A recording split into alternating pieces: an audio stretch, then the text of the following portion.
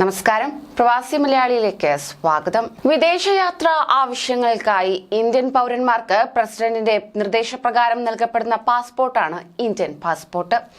Passport നിയമപ്രകാരം Indian പാസ്പോർട്ടിന്റെ ഉടമസ്ഥന് വിദേശ രാജ്യങ്ങൾ സന്ദർശിക്കുമ്പോൾ ഇന്ത്യൻ ദേശീയത തെളിയിക്കുന്ന തിരിച്ചറിയൽ രേഖയായി പാസ്പോർട്ട് പ്രയോജനപ്പെടുത്തുകയാണ്.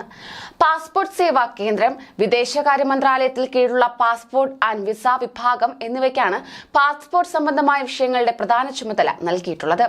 യോഗ്യരായ എല്ലാ ഇന്ത്യക്കാർക്കും അവരവരുടെ അപേക്ഷ പ്രകാരം ഈ കേന്ദ്രങ്ങൾ പാസ്പോർട്ട് ലഭ്യമാക്കുകയാണ്.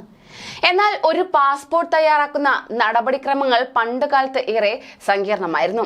അതിൽ നിന്നും വ്യത്യസ്തമായി ടെക്നോളജിയുടെ ആവിർഭാവത്തോടെ തന്നെ ഈ പ്രക്രിയ ഇപ്പോൾ ലളിതമായിരിക്കുകയാണ്.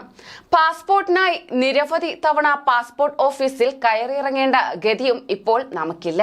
ഇന്ത്യയിൽ ഓൺലൈനായി പാസ്പോർട്ടിന് അപേക്ഷിക്കുന്നതിന് ഒരു വ്യക്തി പാസ്പോർട്ട് സേവാ പോർട്ടലിൽ രജിസ്റ്റർ ചെയ്യുകയും കുറച്ച് ലളിതമായ നിർദ്ദേശങ്ങൾ പാലിക്കുകയും ചെയ്യേണ്ടതാണ്. ഇത്തരത്തിൽ ഓൺലൈനായി അപ്പോയിന്റ്മെന്റ് എടുത്തതിനു ശേഷം ആവശ്യമായ വിവരങ്ങൾ എല്ലാം നൽകണം. ഇതിനുശേഷം മാത്രമേ ഒരാൾ പാസ്പോർട്ട് സേവാ കേന്ദ്രമോ ഒരു റീജിയണൽ പാസ്പോർട്ട് ഓഫീസോ സന്ദർശിക്കാൻ അനുവദിക്കുകയുള്ളൂ. ഇത് പാസ്പോർട്ട് ഓഫീസിൽ നിങ്ങൾ ചെലവഴിക്കേണ്ട സമയം കുറയ്ക്കുകയും മുഴുവൻ പ്രക്രിയയും കൂടുതൽ സൗകര്യപ്രദമാക്കുകയും ചെയ്യുകയാണ്. അങ്ങനെ ഓൺലൈനായി പാസ്പോർട്ടിന് അപേക്ഷിക്കുമ്പോൾ തന്നെ അപ്ലോഡ് ചെയ്യുന്ന എല്ലാ രേഖകളുടെയും ഒറിജിനൽ പാസ്പോർട്ട് സേവാ കേന്ദ്രമോ റീജിയണൽ പാസ്പോർട്ട് ഓഫീസോ സന്ദർശിക്കുമ്പോൾ കൂടെ കരുതേണ്ടതാണ് എന്ന കാര്യം നിങ്ങൾ ആരും തന്നെ മറക്കരുത്. ഓൺലൈനായി പാസ്പോർട്ടിന് അപേക്ഷിച്ചതിനു ശേഷം ഒരു പാസ്പോർട്ട് സേവാ കേന്ദ്രം സന്ദർശിക്കാൻ നിങ്ങൾക്ക് 90 ദിവസം ലഭിക്കും. ഇതിനുള്ളിൽ ഒറിജിനൽ രേഖകളുമായി പാസ്പോർട്ട് സേവാ കേന്ദ്രത്തിൽ എത്തിയില്ലെങ്കിൽ വീണ്ടും ഓൺലൈനായി അപേക്ഷിക്കേണ്ടി വരും. നമുക്ക് നോക്കാം പാസ്പോർട്ടിന് ഓൺലൈനായി അപേക്ഷിക്കുന്നതിനുള്ള ഘട്ടങ്ങൾ ഏതാണെന്ന്. ഒന്ന്, പാസ്പോർട്ട് സേവാ പോർട്ടൽ സന്ദർശിച്ച് രജിസ്റ്റർ നൗ എന്ന ലിങ്കിൽ ക്ലിക്ക് ചെയ്യേണ്ടതാണ്.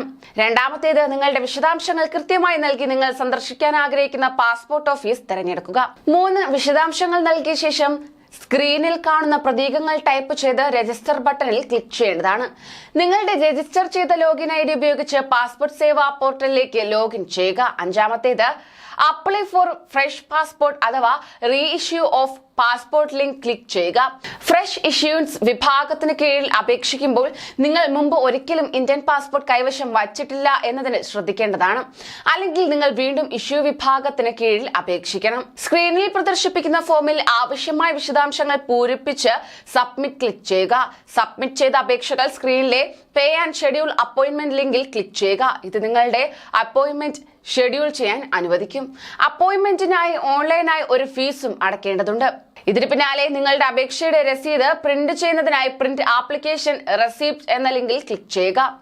നിങ്ങളുടെ അപ്പോയിന്റ്മെന്റിന്റെ വിശദാംശങ്ങൾ അടങ്ങിയ ഒരു SMS സന്ദേശം ഫോൺ വഴി ലഭിക്കുന്നതായിരിക്കും. ഇതേ തുടർന്ന് നിങ്ങൾ അപ്പോയിന്റ്മെന്റ് ബുക്ക് ചെയ്തിരിക്കുന്ന പാസ്പോർട്ട് സേവാ കേന്ദ്രമോ റീജിയണൽ പാസ്പോർട്ട് ഓഫീസോ സന്ദർശിച്ചാൽ മതിയാകും.